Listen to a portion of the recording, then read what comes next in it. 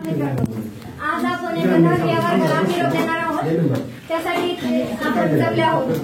तर सर्वप्रथम मी तुम्हाला आपल्या शिक्षकांची ओळख नव्याने करून देणार आहे. तर आपले शाळेचे मुख्याध्यापक म्हणजे इंगोले सर, जे शिकवताना अरे मुलांना वगैरे शिकवतात. जे आपल्याला गणित शिकवतात आणि ते गणित शिकवताना आपल्याला अरे मुलांनो असं शिकवतात.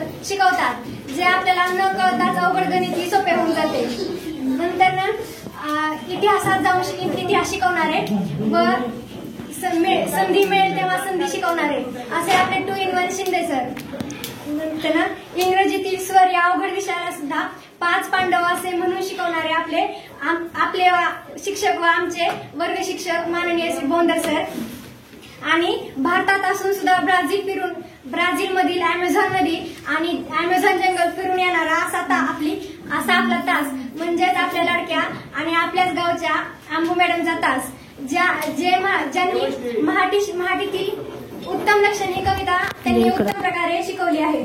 अशा आपल्या सर्वोत्तम शिक्षिका म्हणजे आपल्या आंबू मॅडम, ज्यांच्यासोबत आपण दुपारी बसून मैत्रिणीसारखे गप्पा मारत जेवलो आहोत. तर कधी आपलं काही चुकलं मागलं तर त्यांनी आपल्या आईसारखे देखील समजावून सांगितले आहे. नंतर आपल्याला चौधरी सर, 1 तास संपत आला तरी 5 मिनिट करत अख्खा धडा शिकवून असे आपले चौधरी सर, ज्यांनी आपल्याला धडे विज्ञानाचे इतके अवघड धडे एका सेकंदात असे समजावून सांगून आपल्याला खूप प्रेमाने असे समजावून सांगितले आहेत. नंतर आपल्या सर्वांचाच लाडका, सतत हसणारा आणि इतरांना हसवणारा गौरव भैया, जो सदैव आनंदी राहतो आणि इतरांनाही आनंद देतो. तो सारखा आम्हाला म्हणतो अभ्यास करा असा मोलाचा सल्ला सदैव आम्हाला देत राहतो. असे आणि कितीतरी सल्ले त्यांनी देतच असतो.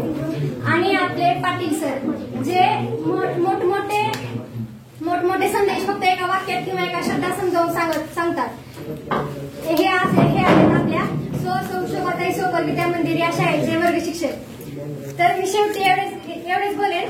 आज मला फक्त एक वाक्य आठवत आहे, अभ्यास राहिला आहे, अभ्यास झाला आहे पण वही घरी राहिली आहे, असं आपण कितीदा तरी शिक्षकांना म्हणलं आहोत. पण कधीही यापैकी कोणत्या शिक्षकांनी आपली सॅक किंवा बॅग चेक केली नाही. असे आपले सर्वश्रेष्ठ शिक्षक आणि आपण या शाळेत शिकतो हेच आपले खूप मोठे सौभाग्य आहे. शेवटी एवढेच बोलेन की कुठल्याही स्तराला गेलो तरी आठवण तुमची सदैव राहील. भविष्यात इतिहास घडवून आम्ही नक्कीच दाखवेल आणि भविष्यात तुमचे नाव आम्ही खूप मोठ्या शिखरावर नेऊन पोहोचवेल.